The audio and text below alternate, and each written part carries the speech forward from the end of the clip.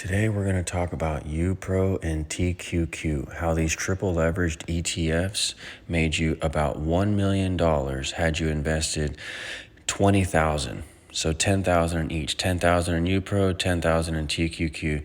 You would see that they made you $1 million over 10 years. See, we have UPRO here on Morningstar, UPRO, and 10,000 made you about 200,000 in 10 years. And then you have TQQ, the triple leveraged NASDAQ. UPRO is the S&P, TQQ is the NASDAQ, the triple leverage. This made you 750,000. So between the two, they made you about $1 million, TQQ and UPRO. So if you just had simply $10,000 of each, once again, you made $1 million. So that's all you have to do in this world, right? Just put 10,000 in UPRO, 10,000 in TQQ, and you're on your way. Well, that's what I did when I was in my early 20s. I'm 36 now.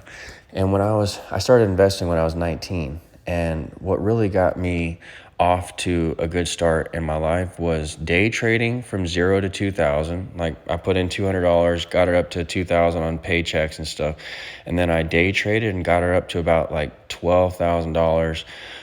Yeah, fluctuated between, $8,000 and $12,000 for a year or two. Then I found that you cannot beat the S&P with day trading. 90% of traders lose. So that's first off the first beef that I have with Reddit is there are all these traders who think they can beat the market and time the market, but 90% fail. So when anyone's listening to them, you have to keep that statistic in mind. So I found that, okay, if you can't beat the S&P, how can you beat the S&P but safely? So I was in S&P 500 and I was watching Wall Street, and Gordon Gekko said to Charlie Sheen in the locker room that none of these fund managers can beat the S&P because, they're all chasing dogs and they're all sheep. So, and then lightning went off in the movie, like thunderbolts in the movie. And it went off like a light bulb in my head as well. Like, oh, how do I beat the S&P but not be like a sheep chasing all these other dog plays? Well, I found triple leveraged S&P 500 UPRO. So when I found UPRO about 2 or 3 years into my trading life, it changed my life, because then I had about, let's say, $10,000 to $20,000, and I used UPRO around the 2008, 2009 times to go all in with my whole account in UPRO, and that got my account up to about 100 grand. As you saw in the Morningstar test, that's what happened during 2010 and 2011 when we had the double dip recessions. Coming out of 2008, we had a lot of volatility, and I capitalized on that volatility by putting everything in UPRO. And every time I was down 1,000 in UPRO, I'd buy 1,000 back, because UPRO decays. And people would always tell me that this is a losing strategy. UPRO decays, it's not going to make it back to its old highs. But if you go into E-Trade, you'll see that if we go to a chart of UPRO, you'll see that it always made it back to it made new highs. It didn't decay. So if you look at an all-time chart here of UPRO, see it made new highs. On a 5-year chart, new highs, and on a max chart, it's gone up to new highs. Now, you can't say the same for sector-specific triples. Let's say a Defend, which has defensives, Boeing and Lockheed Martin and things like that. Look, it never made it back to the old highs, okay? Most sector-specific triples decay so badly they never make it back to the old highs, but I studied the indexes very in-depth, and I noticed that they do make it back to the old highs. Every time, during every bear market, the indexes, the triple leverage indexes, made it back to the new highs, albeit not as high as the S&P went. There was some decay. There's no doubt about that. But look at the Morningstar test. It still made you $1 million.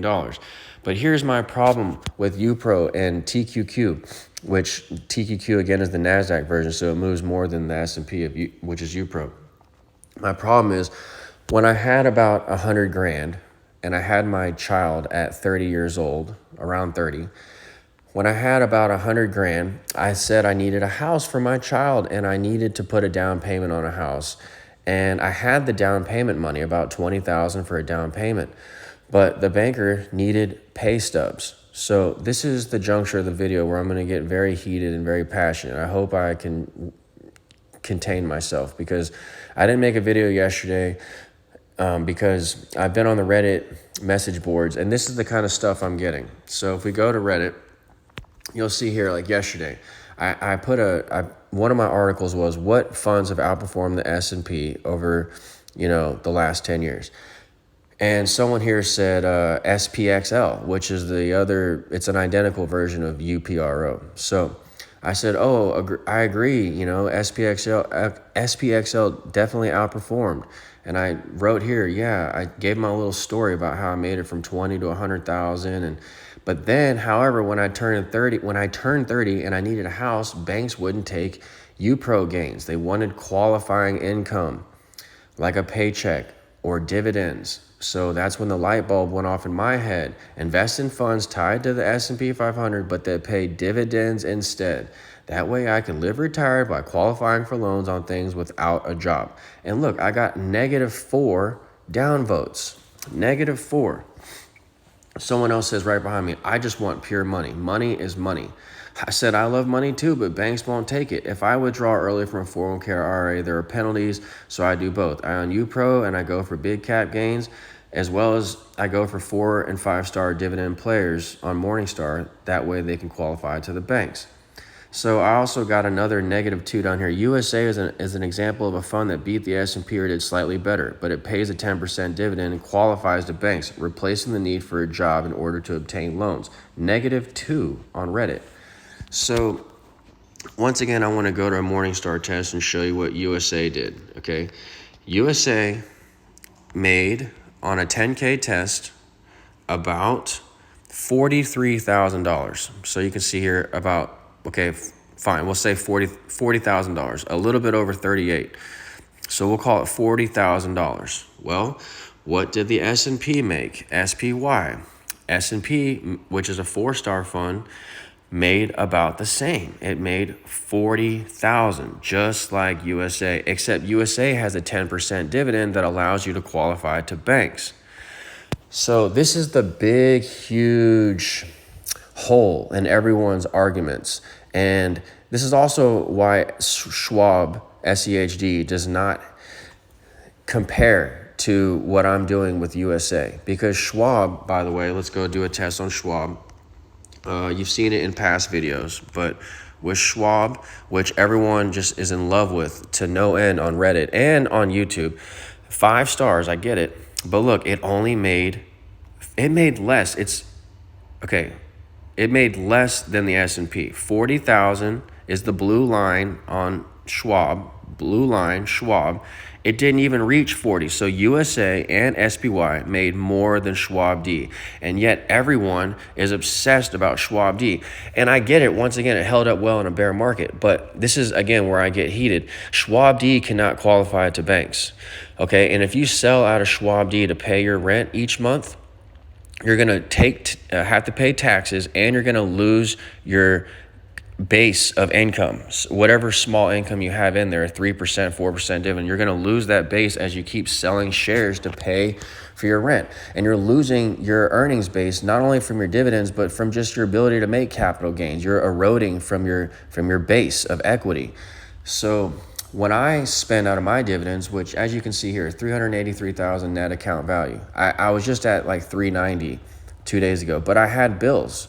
I spent a lot in bills, but as you can see, my brokerage account is still up 23%, and our income level, it has not changed. In fact, our income went up because we added to our drip on the dividend reinvestment program. So we're up to 101,000 in income, and I've been taking money out to pay bills. And yet I'm still getting money to qualify to banks, and I'm not eroding my capital base doing this. So I think it's best to have a little bit of both. You need to have UPRO, and you need to have these dividend paying names. Because if you just stick with UPRO and want to, and let's see, we're up today $2,000. It looks like $1,600. The market just opened. So, I mean, this is more money than you'll make, in a Schwab daily, I'm sure. But anyway, Market's up 0.37, NASDAQ 0.7, S&P up 0.19, and we're up 0.26. So we're always, just as always, we're right in line with the market. And again, our net account value has fallen over the last couple of days because I paid bills. So, and our margin's also going up because I've been adding to things on the dip. So 237, we were at about 225, but I've been adding to new things on the dip as the market's been pulling back. That's part of the plan. I mean, why not? They pay me a higher interest. I get paid higher yields for owning these things than I'm getting charged interest. So I'm going to do this anytime the market presents an opportunity. I just have to make sure this available withdrawal number doesn't go too low. I looked into portfolio margin, by the way, and it would increase my available withdrawal by about 15 to 20K, except they have different rules. If you get in a margin call on portfolio margin, you have 1 day to service it. And with T margin, which is traditional, I guess is what that's abbreviated for, I get 7 days to get out of a margin call. So the next video we're going to make is on interest rates and what the Fed's really saying about interest rates and why you should be allocating capital on dips. We'll get to that later, but I just want to summarize and say that UPRO and TQQQ made $1 million over 10 years. And yes, we have some UPRO here. We have some TQQ, but they're in the form of sold puts. So if and when we get assigned to these, I'm looking forward to it because I should make a small fortune on them as the market's been down huge in the last basically 2 years. So this is the perfect time to reload at the lows on the triples and then put 10,000 in and get your $1 million in 10 years if the market does what it did over the last 10 years. So, and we just had the worst bear market since 2008. So I figure it's a good time to reload $10,000 into each position. So that's what I'm doing with the triples, but I'm not going 50,000 in each position because again, if I made all that money, what would I do with it? I can't qualify to banks with it. I saw one YouTuber say yesterday on one of his videos how he made 500,000 in a year. Well, he had to pay so much in taxes from YouTube. He had to pay like 150 grand in taxes or something like that. So then he's down to 400 grand. But then on the 400 grand, he had to buy a house, but he didn't have qualifying income, he said, which was like the whole aha of what I'm trying to tell you. He had up and down views from YouTube. So that's not consistent to a bank. So he couldn't get a loan based on his YouTube income. He had to pay cash for his house, which I would imagine set him back pretty significantly, and then he used the rest to put into his investment account. Well, the investment account he's not going to touch like mine and a brokerage. He puts it somewhere else, I think. So when you put it with someone else, now you can't touch it. Now there are penalties to withdraw, 401k penalties, IRA penalties, and even if you're paying yourself dividend, if you're earning dividends on a 401k or IRA, you don't get to see those dividends. Your account only grows by that amount. You can't withdraw and use them, and the banks can't qualify that. So these are the holes in the pitfalls of 401ks and IRAs and a job. Now, I'm not saying to alienate my subscriber base that jobs are bad, 401ks are bad, IRAs are bad. I think that there are valuable tools that you have to use, especially employer matching programs with your 401k. I'm just saying that there's this weird thought going around Reddit and around everyone I speak to in person that they just want to make the money. They don't really care about the dividends. If they had a choice, they'd rather have the money because the money comes faster than the dividends. But you can't spend that money on earth here when you die. When you retire and you get your 401k and you're 70 years old or whatever, you can't even spend all that money, okay? It's hard to spend all that money and then you can't, unless you want to not leave anything to your grandchildren, not leave healthcare costs that you might need to take care of, budgeted for. So there are so many reasons why you might have $1 million or $2 million by the time you reach retirement, but then you can't do anything with it because you need to save for your healthcare costs, living expenses. You want to give something to your grandchildren. So if you wait for your $1 million or $2 million by 70, I really think that time is the ultimate money and the ultimate currency. And you just blew all that time by working at a job that 80% of people are unfulfilled at. So if you love the job, that was one thing. But if you don't like the job, then I don't know why you like Schwab D and UPRO on a purely capital gains basis. I love them. I want to make money too, but I don't want my job to take up my entire life. So I want to have dividends to qualify to banks with, so that I don't have to use a job to get a house or pay cash with for a car or a house. So this is just this, I don't want to alienate my subscribers, but this is where I'm kind of losing my motivation to do any more videos, because there's a ceiling here. If you go for cap gains, you're not going to do anything with it in life. Okay, sure, you make money, but what are you going to pull it out from? Your 401k, you're going to get penalized. Now, if you do it in your brokerage account, that's fine. Put 10,000 in your brokerage account, make the money, have your paycheck on the side of it, have your 401k. Just put your money in a brokerage account and make your $1 million. Okay, great. Now, what if you're in a bear market though, and you're sitting there with $10,000 in your brokerage account? Okay, what if you're in a bear market and that 10,000 is just eroding on you? I guess you don't mind if you're getting paid from your job, but you have to keep going to your job in order to sustain this cycle of, okay, I'm not making any money in my brokerage account, but I'm at least going to work and paying my bills. Well, there's another problem with going to work and paying bills. I just want to say one more thing. Time is money. One more thing I want to say about time is you have 8 hours of sleep, 8 hours of work. So you only have 8 more hours in the day to hang out. And if you have a son, you don't even get to see him because he has 8 hours at school. You're 8 hours at work.